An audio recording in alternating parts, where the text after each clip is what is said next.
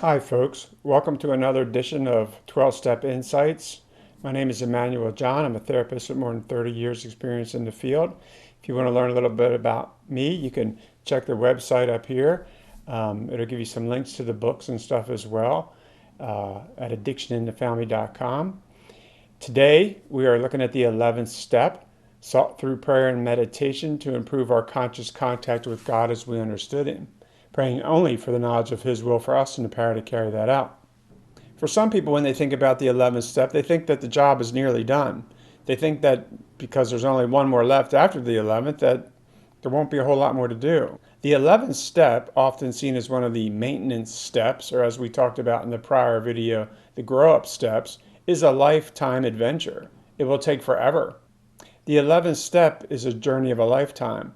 It's a journey of most lifetimes. It is possible that Bill looked at the step as part of the back to normal life sort of a step. Or what are other people doing in this period of their life when drugs and alcohol are no longer the primary problem?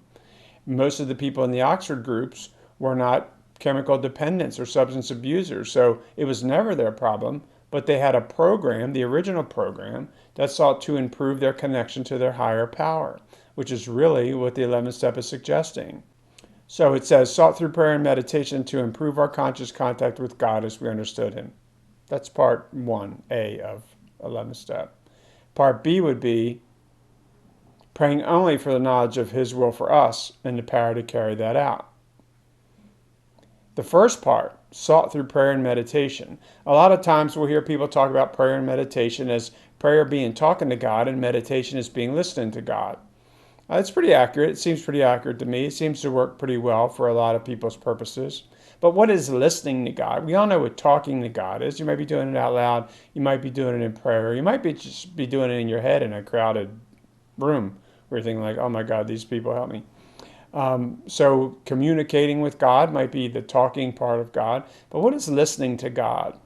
Listening to God is not just about words. I think most of us grasp that.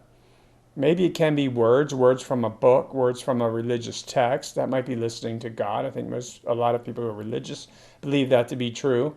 But if we're talking about listening to God, I think what Bill was referring to was situations, dynamics, intuition, learning how to listen to our intuition, learning how to heed that little voice inside, that God voice inside. Or maybe just listening to circumstances and events. Like let's say I'm having trouble with my job and I'm not sure if I want to continue on my job and I should put out a resume together or this or that. And then all of a sudden, 3 hours later, I'm talking with a friend of mine and he says, you know anybody looking for a job? My boss is hiring, right? That might be listening to God, listening to the universe, listening to the serendipitous events that might occur around us. Obviously, Bill Wilson was a big Carl Jung fan, and many people know it, but not all, that synchronicity, it wasn't a Police album, synchronicity was actually a Jungian theory about doing the right thing and being in the right flow of things and having all this stuff just work out. Things happen the way they're supposed to happen. So it's possible that he was referring to listening to God or the meditation part, meditating on what was going on around him, to being those synchronistic events that happen. When people are using substances or they're emotionally upset or being driven crazy by someone else's problems, we get out of sync. We're not in sync. Things don't happen when they're supposed to happen, and usually the opposite. We end up feeling like we're in the wrong place at the wrong time. So, sought through prayer and meditation. Why? To improve our conscious contact with God. That I want to be more connected to God than I am. So, sought through prayer and meditation. That's how we do it. The biggest part of the 11th step, I believe, is that there's a clue in there, and it comes in the second part. And the second part of the step says, seeking only for knowledge of God's will for us and the power to carry that out. It says in there that the only thing that we are praying for if we're working the steps is knowledge of God's will. When we talked about the structure of the steps in the first video, the first step identifies the problem, substance abuse, substance problem, substance use on a loved one, powerlessness over addiction, that it made our lives unmanageable. And that the second step was the solution, came to believe that a power greater than ourselves could restore us to sanity. Well, how does he do that? Well, we start in 3 by turning our will and our lives over to it. So here we are in 11 after all this process, after all these steps, and we're trying to figure out how exactly do I know what God's will is? Well, I better listen, I better meditate, I better have a better contact connection with God. And then I'm only going to pray at night, ask for, not for other people, I'm going to ask for what God's will is for me. It doesn't say anywhere in there, and this is especially for the Al-anon, Nar-anon people, it doesn't say praying only for the knowledge of God's will for my son, or for my husband, or for my parent, or for my sibling. It says for me. So it's sort of a mind your own business in a kind of way, saying praying only for knowledge of God's will for us and the power to carry that out. Is it possible that he was talking about the program as a whole? He might have been.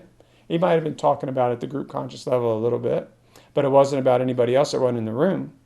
So 11, sought through prayer and meditation, through talking and listening, to improve our conscious contact, to be in regular daily, consistent, maybe even contact with God. And for what reason? To find out what his will is for us, and then having the power, how do I seek the power to carry it out? God, I need this new job, but I'm really afraid. Joe just offered me, said his boss was looking. I'm afraid of change. I'm afraid to take this risk. Okay? So that might be where the power comes from and where I need to lean on that power. So I love the 11th step. I think it's something that every human being should be doing in their daily lives. Why? Not because they need a program, but because most people want to be happy. And I really believe this is the key to happiness. I could go into intuition, and we'll probably do a video just on intuition alone. Bill believed heavily in intuition. Intuition is in the big book a couple times.